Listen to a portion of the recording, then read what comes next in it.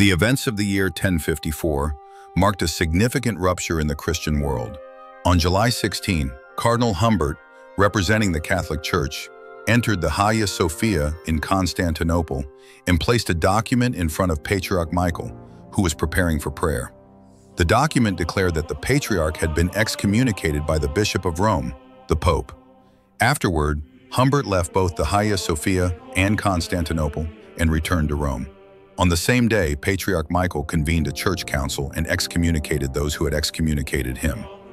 Thus, July 16, 1054, officially became the date of the Great Schism, the formal separation of the Eastern and Western churches. However, this split was not caused by a single day's event. Its roots stretched back centuries, deeply intertwined with religious and political tensions that had been simmering throughout the Middle Ages. One of the key debates among Christian clerics was about which church held universal supremacy. The Western Church, led by the bishops of Rome, the popes, claimed that supremacy based on St. Peter, one of Jesus' apostles, who they believed founded a church in Rome and was martyred there. Therefore, the Pope was seen as the direct successor of Peter.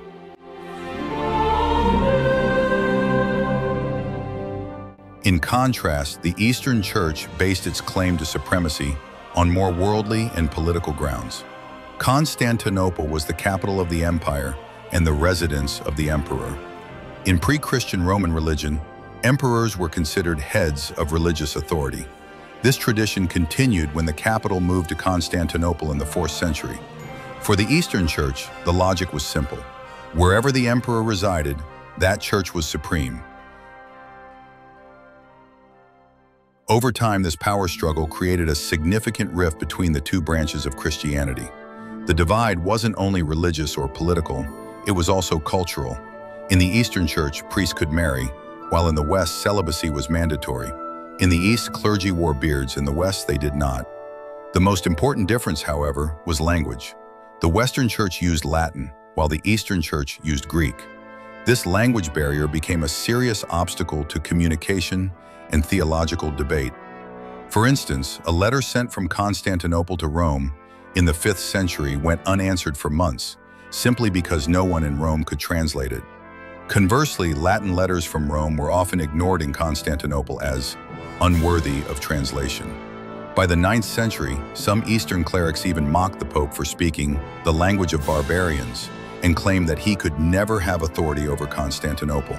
Another major dispute involved the doctrine of the Trinity, the Father, Son, and Holy Spirit. In the early years of Christianity, emperors convened church councils to resolve controversial issues.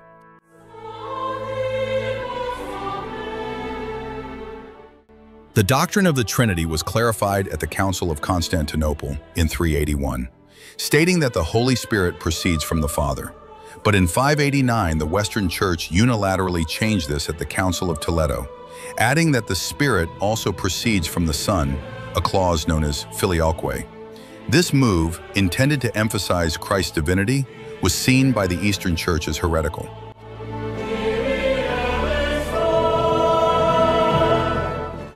Originally, all churches were considered equal, with no single leader. But over time, church councils elevated 5 major centers: Rome, Constantinople, Alexandria, Antioch, and Jerusalem, into a hierarchical structure known as the Pentarchy.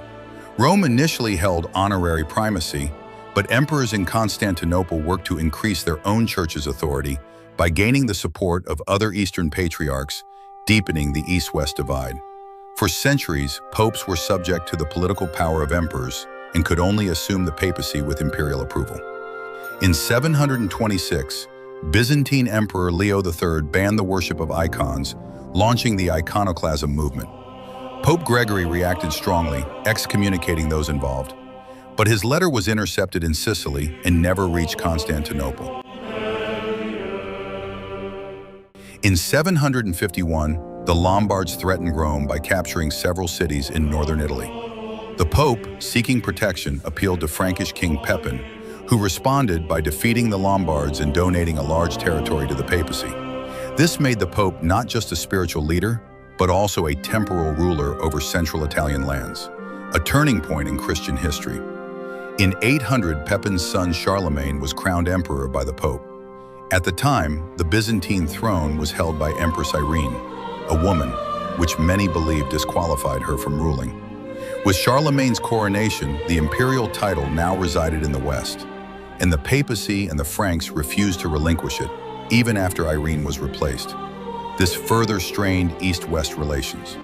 The final breaking point came shortly after the Normans conquered southern Italy, which had previously been under Byzantine control. Though these churches still followed Eastern rites, in 1053 the Pope issued a decree forcing them to adopt Latin liturgy. The Eastern Church responded by closing all Latin churches in Constantinople. To resolve the conflict, Pope Leo IX sent a delegation led by Cardinal Humbert to Constantinople in June 1054. However, from the start, the talks with Patriarch Michael went poorly. Humbert handed him a letter demanding submission to papal authority and acted arrogantly during the discussions. Offended, Michael refused to meet the delegation again. Weeks passed, and finally on July 16, an outraged Humbert entered the Hagia Sophia and placed the sealed papal excommunication bull on the altar. This was the final straw. Patriarch Michael, with support from the emperor, excommunicated Humbert and his delegation in return. This act formally and irrevocably split the Eastern Orthodox and Roman Catholic churches. At first, ordinary Christians were not heavily affected by the schism. People in shared communities continued to live together peacefully, but tensions grew over time, especially during the Crusades. When Latin forces captured Constantinople in 1204, the animosity between the two sides reached its peak.